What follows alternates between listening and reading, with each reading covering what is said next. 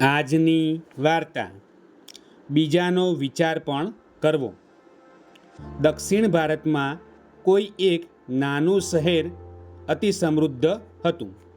શહેરના નાના મોટા તમામ લોકો આનંદથી પોતાનું જીવન વ્યતીત કરતા હતા.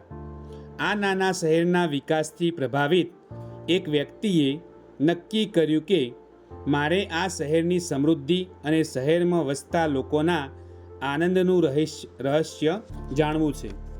આ માણસ શહેરની મુલાકાતે આવ્યો અને શહેરમાં પ્રવેશતા જ એક આલીશાન કોફી શોપ જોઈને ત્યાં ગયો.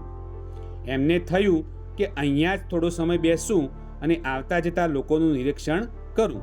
કદાચ લોકોના વર્તન પરથી હું મારા સવાલના જવાબ મેળવી શકીશ. કોફી શોપમાં દાખલ થઈને એ એક ટેબલ પર બેસી ગયો અને એક કોફીનો ઓર્ડર આપ્યો. થોડી વારમાં એક સુખી સંપન્ન દેખાતો માણસ કોફી શોપમાં આવ્યો. વેટર એની પાસે ઓર્ડર લેવા ગયો એટલે એમણે 2 કોફીનો ઓર્ડર આપ્યો અને બોલ્યો, એક મારા માટે અને એક પેલી દિવાલ પર. આ સાંભળીને મુલાકાતી તો મૂંઝાયો. એને કંઈ સમજ ન પડી. આથી એ જોવા લાગ્યો કે વેટર શું કરે છે. થોડીવાર પછી વેટર એક કપ કોફી પેલા અમીર માણસના ટેબલ પર મૂકી ગયો અને કોફી લખેલી એક નાની ચિઠ્ઠી સામેની દિવાલ પરના બોર્ડમાં ચોંટાડી આવ્યો. મુલાકાતી આ હરકત જોઈને વધુ મૂંઝાયો.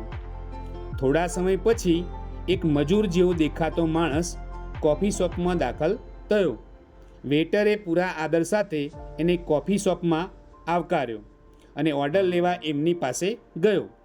પેલા મજૂર જેવા દેખાતા માણસે વેટરને ઓર્ડર આપતા કહ્યું, સામેની દિવાલ પરથી એક કોફી. વેટર સામેની દિવાલ પાસે ગયો.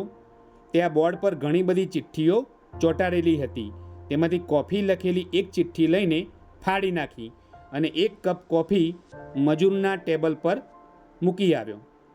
મુલાકાતીને આ નાના શહેરની સમૃદ્ધિ, વિકાસ અને લોકોના આનંદના કારણનું રહસ્ય આ એક જ ઘટનાથી સમજાઈ ગયું. ખરેખર ઈશ્વરે આપણને કંઈક આપ્યું હોય તો તેનો થોડો ઉપયોગ જરૂરિયાતમંદ માટે પણ કરવાની આ કળા શીખવા જેવી છે, જેથી એક સામાન્ય મજૂર પણ પૂર્ણ આત્મસન્માન સાથે કોફી પી શકે. રાધે રાધે.